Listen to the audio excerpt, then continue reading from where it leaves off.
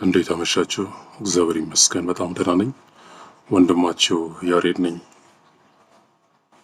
አጠር ያለ ትምህርት በጋራ እንከፈላለን። መጽሐፍ ቅዱስ በአንደኛ ቆሮንቶስ ምዕራፍ 1 ቁጥር 11 እስከ 17 ያለውን ክፍል በጌታ ስም አነባዋለሁ። ወንድሞቼ ሆይ በመካከላችሁ ክርክር እንዳለ ስለ እናንተ የቀለዌ ቤት ሰዎች አስታውቆኛልና ይህንንም እላለሁ፣ እያንዳንዳችሁ እኔ የጳውሎስ ነኝ፣ እኔስ የአጵሎስ ነኝ፣ እኔ ግን የኬፋ ነኝ፣ እኔስ የክርስቶስ ነኝ ትላላችሁ። ክርስቶስ ተከፍሏልን? ጳውሎስስ ስለ እናንተ ተሰቀለን? ወይስ በጳውሎስ ስም ተጠመቃችሁን? በስሜ እንድትጠመቃችሁ ማንም እንዳይል ከቀርስጶስና ከጋይዮስ በቀር ከእናንተ አንድ ስንኳ ስላላጠመቀው እግዚአብሔርን አመሰግናለሁ። የእስጢፋኖስንም ቤተሰቦች ደግሞ አጥምቄአለሁ። ጨምሬ ሌላ አጥምቄ እንደሆነ አላውቅም። ለማጥመቅ ክርስቶስ አላከኝምና ወንጌልን ልሰብክ እንጂ የክርስቶስ መስቀል ከንቱ እንዳይሆን በቃል ጥበብ አይደለም። በዚህ መንፈስ ከዚያው መጽሐፍ ምዕራፍ 3 ቁጥር 1 ጀምሮ ያለውን ክፍል በጌታ ስም አነባዋለሁ። እኔም ወንድሞች ሆይ የሥጋ እንደመሆናችሁ በክርስቶስም ሕፃናት እንደመሆናችሁ እንጂ መንፈሳውያን እንደመሆናችሁ ልናገራችሁ አልቻልኩም። ገና ጽኑ መብል ለመብላት አትችሉም ነበርና ወተት ጋትኋችሁ። ገና ሥጋውያን ናችሁና እስካሁን ድረስ ገና አትችሉም። ቅናትና ክርክር ስለሚገኝባችሁ ሥጋውያን መሆናችሁ አይደላችሁምን? እንደ ሰው ልማድስ አትመላለሱምን? አንዱ እኔ የጳውሎስ ነኝ፣ ሁለተኛውም እኔ የአጵሎስ ነኝ ቢል ሰዎች ብቻ መሆናችሁ አይደለምን? አጵሎስ እንግዲህ ምንድን ነው? ጳውሎስስ ምንድን ነው? በእነርሱ እጅ ያመናችሁ አገልጋዮች ናቸው። ለእያንዳንዳቸውም ጌታ እንደሰጣቸው ያገለግላሉ። እኔ ተከልኩ፣ አጵሎስ አጠጣ፣ ነገር ግን እግዚአብሔር ያሳድግ ነበር። እንግዲያስ የሚያሳድግ እግዚአብሔር እንጂ የሚተክል ቢሆን ወይም የሚያጠጣ ቢሆን አንዳች አይደሉም። የሚተክልና የሚያጠጣ አንድ ናቸው። ነገር ግን እያንዳንዱ እንደ ራሱ ድካም መጠን የራሱን ደሞዝ ይቀበላል። የእግዚአብሔር እርሻ ናችሁ፣ የእግዚአብሔር ሕንጻ ናችሁ፣ ከእርሱ ጋር አብረን የምንሰራ ነንና። የእግዚአብሔር ጸጋ እንደተሰጠኝ መጠን እንደ ብልሃተኛ የአናጺ አለቃ መሠረትን መሠረቱ፣ ሌላውን በላዩ ያንጻል። እያንዳንዱ ግን በእርሱ ላይ እንዴት እንዲያንጽ ይጠንቀቅ። ከተመሰረተው በቀር ማንም ሌላ መሰረት ሊመሰረት አይችልምና እርሱም ኢየሱስ ክርስቶስ ነው። አሜን። እና እንድንማር ያሰብኩት እንግዲህ ርዕስ ምናልባት እናንተ እንደሚመቻችሁ ያዙ፣ ግን የመንፈስን አንድነት ለመጠበቅ የሚደረግ ጥሪ በሚል ወይም ደግሞ ኮል ፎር ዩናይቲ ክራይስት ኖት ዲቫይድድ በሚል ሀሳብ እንማራለን ማለት ነው። እንግዲህ ይህንን ክፍል በምንመለከትበት ጊዜ ቆሮንቶስ ጳውሎስ በነበረበት ዘመን የንግድና የባህል መናኸሪያ ነበረች። አካያ ተብሎ ለሚጠራው አውራጃ ዋና ከተማ ነበረች። ከመልክዓ ምድራዊ አቀማመጧና ከታላቅነቷ አኳያ ወንጌል ለመስበክ አይነተኛ ከተማ ነበረች። በሁለተኛው የወንጌል ጉዞ ማጠናቀቂያ አካባቢ ማለትም በ50 ዓመተ ምህረት በዚህ ከተማ ለ18 ወራት ሐዋርያው ጳውሎስ እንደተቀመጠ ታሪካዊ ዳራ ያሳያል። በአብዛኛው ይሰብክ የነበረው ለአይሁድ ነበር፣ ግን ስለተቃወሙት ምኩራባቸውን ለቆ በአረማውያን መካከል ወንጌል መስበክ ጀመረ። ይህንንም በሐዋርያት ሥራ ምዕራፍ 18 ቁጥር 1 ቁጥር 4 እስከ 7 እና ቁጥር 9 እስከ 11 እናገኛለን። ሐዋርያው ጳውሎስ እንግዲህ በቆሮንቶስ ከተማ ቤተክርስቲያንን ከመሰረተ በኋላ በ52 ዓመተ ምህረት አካባቢ ወደ ኤፌሶን ሄደ። ጳውሎስ ኤፌሶን ሳለ በቆሮንቶስ አማኞች ልዩ ልዩ ኃጢአት በመስራት ላይ እንዳሉ መጥፎ ወሬ ይሰማል። በተጨማሪም ስለ ክርስቲያናዊ ሕይወት ምንነት የሚጠይቅ ደብዳቤ ከቆሮንቶስ ቤተክርስቲያን ለሐዋርያው ጳውሎስ እንደደረሰ እንመለከታለን። ከዚህ በመነሳት ነው እንግዲህ ጳውሎስ በ54 ዓመተ ምህረት አካባቢ ይህንን ደብዳቤ በቆሮንቶስ ላሉ ሰዎች ለመጻፍ የተገደደው። በመጀመሪያው ደብዳቤው ክፍል ጳውሎስ በመካከላቸው ያለውን ትክክል ያልሆነ ሕይወት አስመልክቶ ማስጠንቀቂያና ምክር ይሰጣል። በሁለተኛ ክፍል ደግሞ ላቀረቡት ጥያቄ መልስን ሲሰጥ እንመለከታለን። እንግዲህ ከዚህ ከምዕራፍ 1 እና ከምዕራፍ 3 ካነበብኩላችሁ ክፍል የምንማራቸው መሰረታዊ የሆኑ ሐሳቦች ምንድናቸው? እንግዲህ መጀመሪያውን ስንመለከት አማኞች መካከል የመንፈስ አንድነት እንዲኖር ጌታችን ኢየሱስ ክርስቶስ በአገልግሎቱ ድምዳሜ ላይ ወደ አባቱ ከጸለያቸው መሰረታዊ ጸሎት አንዱ ይሄ ነው። አባት ሆይ የሰጠኝ እነዚህን ልጆችን አንድ እንድታደርጋቸው እለምንሃለሁ አለው። በተመሳሳይ ሐዋርያው ጳውሎስም ይህንን የመንፈስ አንድነት ለመጠበቅ እንዲተጉ ሲለምናቸው ጸሎትም ሲያደርግ እናያለን። ዮሐንስ ወንጌል ምዕራፍ 17 ቁጥር 20 እስከ 23 ባለው ክፍል ጌታ ኢየሱስ ክርስቶስ ይህንን ጸሎት እንደጸለየ እንመለከታለን። በቆሮንቶስ ሰዎች መካከል የነበረውን ያንን መጥፎ ዜና ያንን መጥፎ ወሬ ቄሎኤ በቆሮንቶስ የምትኖር ሴት ናት እንግዲህ። እናም የእሷ ቤተሰብ ወደ ኤፌሶን በሄዱ ጊዜ ለጳውሎስ በዚያ ጠብና መለያየት መኖሩን ይነግሩታል። በቆሮንቶስ የነበሩ ሰዎች እነዚህ በቆሮንቶስ ቤተክርስቲያን የነበሩ ሰዎች ወይም ደግሞ አማኞች በአራት ጎራ ተከፍለው እንመለከታቸዋለን። የመጀመሪያዎቹ ጎራ እንግዲህ እኔ ጳውሎስ ነኝ የሚሉ ጎራ ናቸው። ይሄ ጎራ ስንመለከት ምናልባትም ሐዋርያው ጳውሎስ የምስራቹን ቃል ለመጀመሪያ ጊዜ ያበሰረ ስለሆነ የጳውሎስ ነኝ የሚል ጎራ ይዘዋል የሚል የኮሜንተሪ ሪፈረንስ እናገኛለን። ምንም እንኳን ሐዋርያው ጳውሎስ ለነሱ የምስራቹን ቃል ሲሰብክ የመጀመሪያው ቢሆንም ነገር ግን ከእግዚአብሔር በተቀበለው ጸጋ እንጂ ከራሱ እንዳይደለ ይህን ልብ ይለዋል። ይቀጥልና እኔ የአጵሎስ ነኝ የሚል ደግሞ ጎራ አለ። እንግዲህ ጳውሎስ በቆሮንቶስ የነበረውን የ18 ወራት ቆይታ አጠናቆ ወደ ኤፌሶን ከሄደ በኋላ ጳውሎስን የተካው እንግዲህ አጵሎስ ነው። አጵሎስን ስንመለከት በጣም የተማረ ነው። የተማረ አይሁዳዊ ነው። ስለ ኢየሱስ ክርስቶስ በትክክል ይሰብክና ያስተምር የነበረ በተለይም በሐዋርያት ሥራ ምዕራፍ 18 ቁጥር 24 እስከ 25 ስንመለከት ይህንን እውነት እናገኛለን። አልፎም ደግሞ በዚያ የነበሩ አማኞችን በጣም ያግዛቸው እንደነበር፣ ይረዳቸው እንደነበር፣ በሚያስፈልጋቸው ያግዛቸው እንደነበር፣ ይረዳቸው እንደነበረ እንዲሁም በሐዋርያት ሥራ ምዕራፍ 18 ቁጥር 27 እስከ 28 እናገኛለን ማለት ነው። ከዚህም ባለፈ አጵሎስ እጅግ በጣም የተማረ ጠንካራ ተናጋሪም እንደሆነ እንረዳለን። የሱ ጎራ ነኝ የሚሉ ደግሞ አሉ። አጵሎስ ያጠጣ ስለነበር ማለት ነው። ሶስተኛው ጎራ እንግዲህ የኬፋ ወይም የጴጥሮስ ነኝ የሚሉ ናቸው። እነዚህ ደግሞ ከመጀመሪያዎቹ ሐዋርያት 12ቱ አንዱ ስለሆነ ሊሆን ይችላል። እንደሚታወቀው እንግዲህ ሐዋርያው ጴጥሮስ እነዚህ የበጉ ሐዋርያት ከሚባሉት ከ12ቱ አንዱ ነውና ያንን ምክንያት አድርገው እኔ የጴጥሮስ ነኝ ይላሉ። አራተኛውና የመጨረሻው እንግዲህ የክርስቶስ ነኝ የሚሉ ጎራዎች ናቸው። በእውነት ልክ ነው። እኛ የክርስቶስ ነን። በገዛ ደሙ የዋጀን እኛ የክርስቶስ ነን፣ የማንም አይደለንም። ምክንያቱም በዋጋ የገዛን በዋጋ የዋጀን እሱ ስለሆነ። ነገር ግን የክርስቶስ ነኝ የሚሉበትን ሞቲቭ ወይም ደግሞ የክርስቶስ ነኝ የሚሉበትን መነሻ ሐሳብ ስንመለከት ሌሎችን አማኞችን ከመናቅ የመነጨ ነው። እነሱ የክርስቶስ በመሆናቸው የበላይ ከበርቴ ሆነው ሌሎችን በቆሮንቶስ የነበሩትን ደግሞ አማኞች ይንቁ ነበር።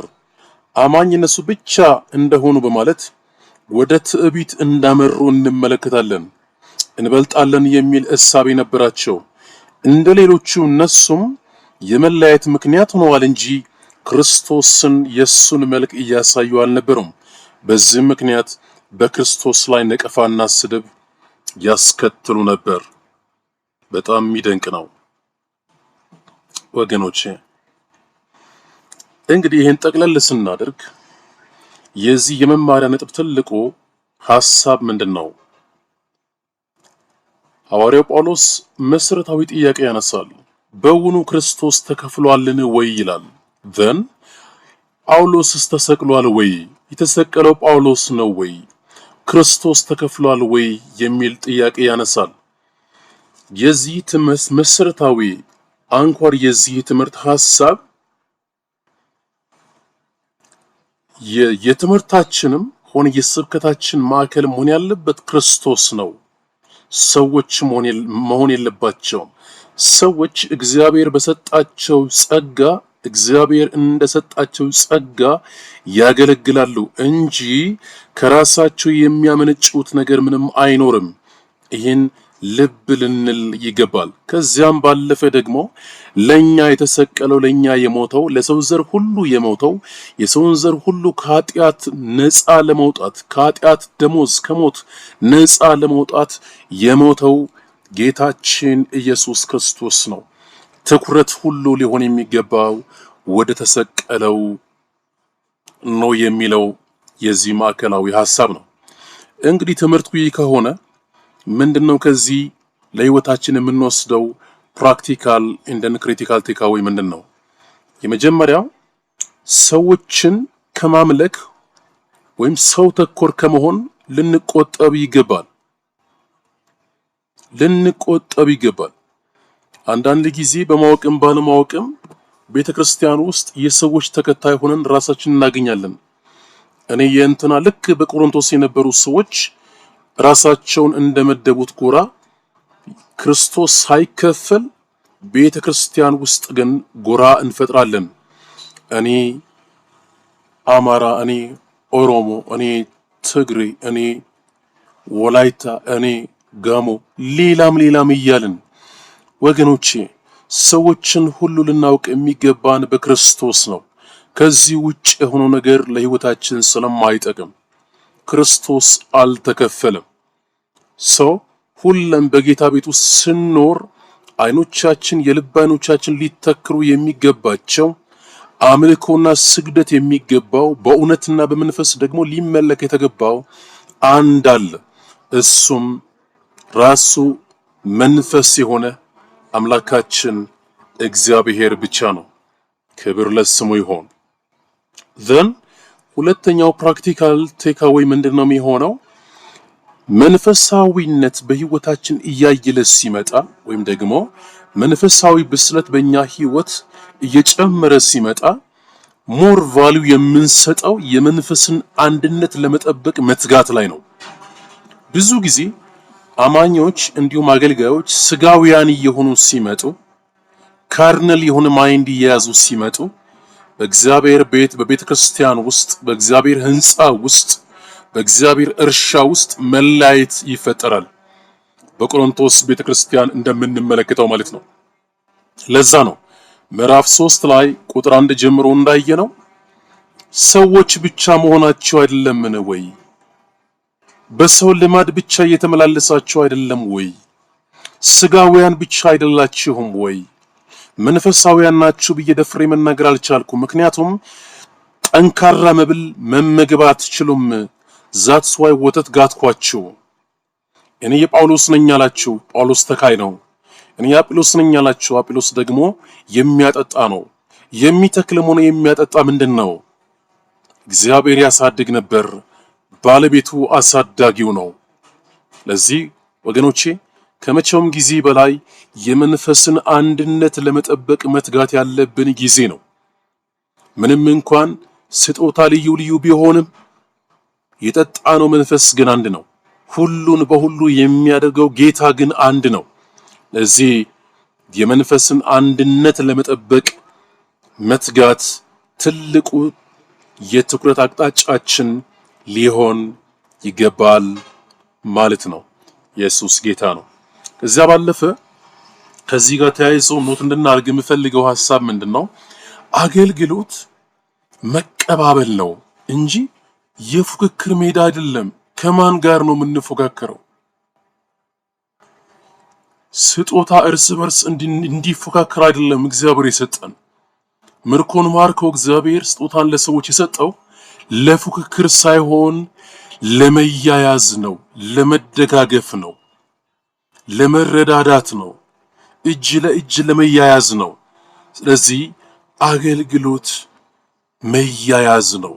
ሚኒስትሪ ኢዝ ኮኦፐሬሽን ናት ኮምፒቲሽን። ይህን በደንብ መያዝ መቻል አለብን። ክብር ለእግዚአብሔር ይሁን። ከዛ ባለፈ ሌላው ክሪቲካል ቴካዌይ ምንድነው? ያዳነንን የህይወት ራስ የሆነውን የህይወት ምንጭ የሆነውን ጌታ ከሸክላ ጋር ከአገልጋይ ጋር አቻ እንዳናስተካክል። ዶንት ኮንፊውዝ messenger with savior። አገልጋዩን ከክርስቶስ ጋር ማስተካከል የለብንም ወገኖች። የሚተክል ቢሆን ምንም ነው፣ የሚያጠጣ ቢሆን ምንም ነው፣ የሚያሳድግ ግን እግዚአብሔር ነው። ወገኖቼ የተሰቀለው አንድ ነው። ጳውሎስ አልተሰቀለም፣ አጵሎስ አልተሰቀለም፣ ኬፋ አልተሰቀለም። የተሰቀለው አንድ ነው፣ እርሱም ጌታችን ኢየሱስ ክርስቶስ ነው።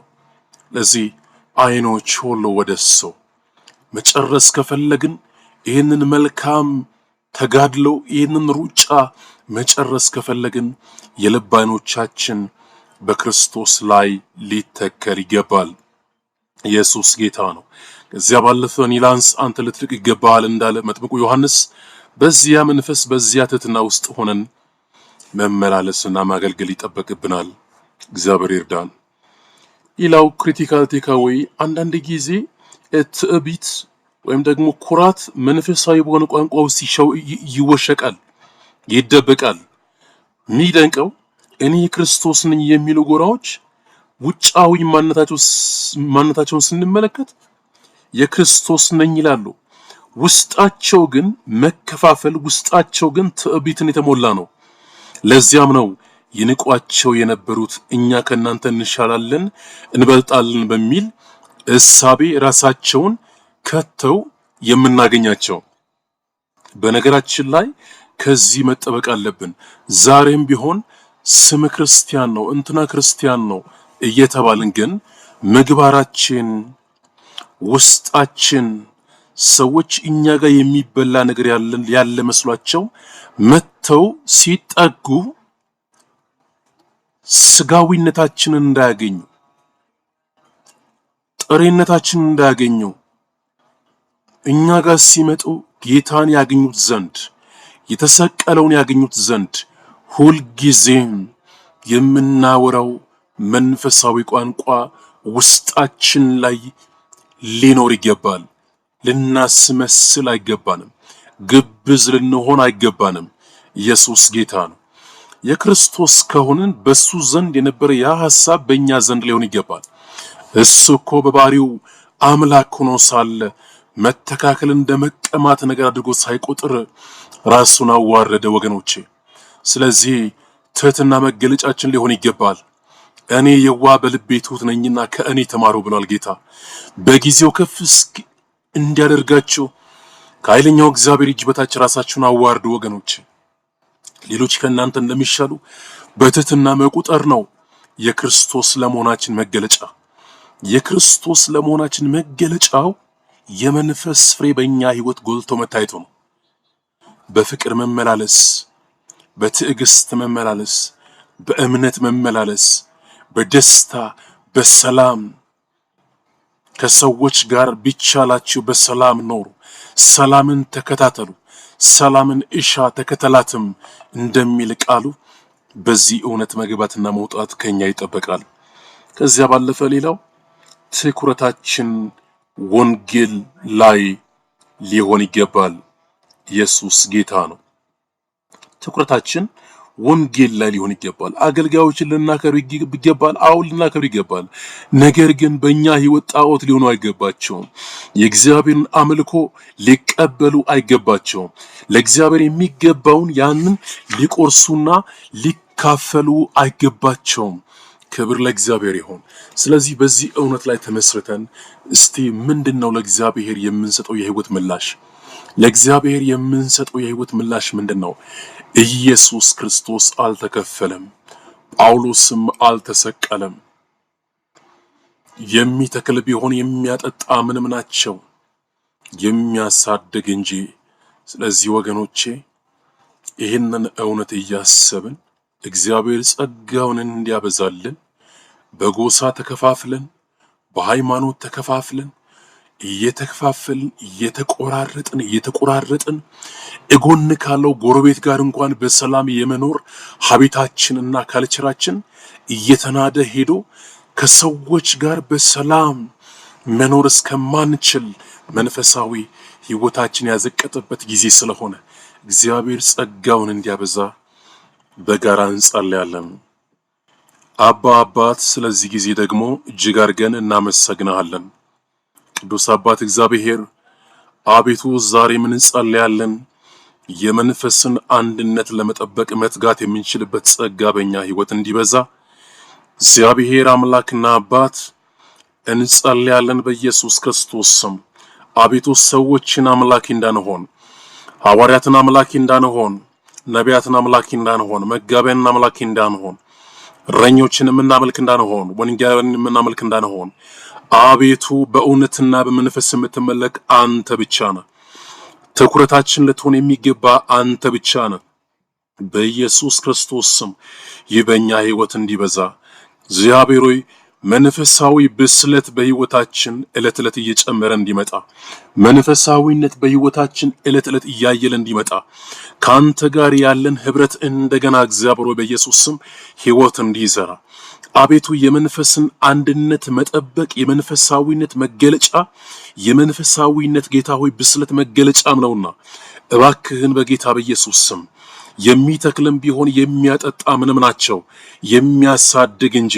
ስለዚህ ጌታ ሆይ መንፈሳዊ ብስለት በእኛ ህይወት መንፈሳዊነት በእኛ ህይወት በኢየሱስ ስም እንዲበዛ፣ አገልግሎት ጌታ ሆይ መያያዝ ነው፣ አገልግሎት መደጋገፍ ነው እንጂ እግዚአብሔር ሆይ ሽቅድድም አይደለም፣ ኮምፒቲሽን አይደለም፣ ኮኦፕሬሽን ነው እንጂ። እባክህን ጌታ ሆይ በዚህ መንፈስ ባለመግባት በዚህ መንፈስ ባለመውጣት አንተን ያሳዘንበት ጊዜ እንዲያበቃ እንደገና በልጅ በክርስቶስ ኢየሱስ ደም አጥበን እንድታነጻን እግዚአብሔር ሆይ እንጸልያለን። ደግሞም ጌታ ሆይ ያንተን ቦታ ለማንም እንዳንሰጥ፣ ያንተን ስፍራ ለማንም እንዳንሰጥ፣ በልባችን ተስለ ያለው አንተ ነህ። ያንተን ስፍራ ማንም እንዳይዝ፣ ልባችን ሌላ ጣዖት እንዳይቀመጥ አቤቱ አገልጋዮች በአንተ በሰጣቸው ጸጋ መጠን ያገለግላሉ፣ እንደ ብልህ አናጺ ይገነባሉ፣ ያንጻሉ። እባክህን ጌታ ሆይ በኢየሱስ ክርስቶስ ስም አንተ ካልረዳቸው አንተ ካላገዝካቸው በስተቀር እነሱ ምንም ናቸው። ይህን ተገንዝበን ጌታ ሆይ ላንተ የሚገባህን ላንተ እኔ ላንስ አንተ ልትልቅ ይገባሃል እንዳለ መጥምቁ ዮሐንስ ጌታ ሆይ በሕይወታችን አንተ ልትልቅ ይገባሃል፣ እኛ ደግሞ ልናንስ ይገባናል። ልበ ትሑታን እንድታደርገን በኢየሱስ ስም እንጸልያለን። እግዚአብሔር አምላክና አባት ሆይ መንፈሳዊ ቋንቋ እያወራን ግን ልባችን በትዕቢት ተነፍቶ እግዚአብሔር አምላክና አባት በዘመኑ ፍጻሜ ጌታ ሆይ ከሚያለቅሱት እንዳንሆን፣ አንተ ዳግም ስትመጣ ጌታ ሆይ አላወቅኳችሁም ከሚባሉት እንዳንሆን በኢየሱስ ክርስቶስ ስም ልባችን እንደገና እንድትመረምረው እንደገና ልባችን ጌታ ሆይ በቃል መዶሻ እንዲቀጠቀጥና ትህትና መገለጫችን እንዲሆን የልብ ትህትና እንዲበዛልን በኢየሱስ ስም እንጸልያለን። የዋህነት እንዲበዛ በኢየሱስ ስም እንጸልያለን። እግዚአብሔር አምላክና አባት ሆይ ትኩረታችን ወንጌል ላይ፣ ትኩረታችን በተሰቀለው ላይ። አይሁድ ምልክትን ይሻሉ፣ ግሪኮችም ደግሞ ጥበብን ይፈልጋሉ። እኛ ግን የተሰቀለውን ክርስቶስን እንሰብካለን ተብሎ እንደተጻፈ ልትሰበክ የሚገባ አንተ ነህ። መንፈስ ቅዱስ ሆይ ኢየሱስን በእኛ ህይወት እንድታከብረው፣ ኢየሱስን በእኛ ህይወት እንድታገነው አቤቱ ጸጋ እንዲበዛ በህይወታችን በልብህና በነፍስ ያለውን አገልግለን ማለፍ እንዲሆን እግዚአብሔር አምላክና አባት ሆይ በልዩ ልዩ እስራትና ጨለማ ውስጥ ላሉት የማዳን ጉልበት የእግዚአብሔር ክብር የሆነ ይህ ወንጌል የእግዚአብሔር ኃይል የሆነ ይህ ወንጌል በሙላት እንዲገለጥ በእኛ ህይወት አንተን መግለጥ የምንችልበት ጸጋ በኢየሱስም ይብዛልን። እግዚአብሔር ቃል እንደሚል ክርስቶስ አልተከፈለም፣ ጳውሎስም አልተሰቀለም። አንተ ደምን አፈሰስክ፣ ጎንህን ተወጋ፣ ሕይወትን ሰጥተህ ሕይወትን አቤቱ እንደገና አቀዳጀህን። የሕይወት ተካፋይ አረከን። ጌታ ሆይ እባክህን ይህ ሕይወት በእኛ ሕይወት ይብዛ። ብዙዎች በእኛ አንተን እንዲያዩ፣ በእኛ አንተን እንዲመለከቱ በእያንዳንዳችን ሕይወት ጸጋ ይብዛ። በጎሳ ተከፋፍለን፣ በቋንቋ ተከፋፍለን፣ እግዚአብሔር አምላክ በሃይማኖት ተከፋፍለን፣ ከዚያም ባለፈ በቃል መሰረት ላይ ባለመቆም ከቃል ውጭ በሆነ ጌታ ሆይ ትንቢት በሚመስል ከደምና ከስጋ በመነጨ መገለጥ አቤቱ እግዚአብሔር ወንድሞችና እህቶችን የገፋንበት ዘመን እንዲያበቃ መገለጫችን ፍቅር እንዲሆን አቤቱ ፍቅር እንዲሆን ጌታ ሆይ ማቀፍ የምንችልበትን ማስጠጋት የምንችልበትን መቆረስ የምንችልበትን ጸጋ በእኛ ሕይወት አብዛ። ይህ ስለሚሆን ተመስገን። ስላገዝክ እጅግ አድርጌ አመሰግንሃለሁ። ክብሩ ሁሉ ለአንተ ይሆን። ሃሌሉያ። በኢየሱስ ስም ጌታ ኢየሱስ ይባርካችሁ። እወዳችኋለሁ። ሻሎም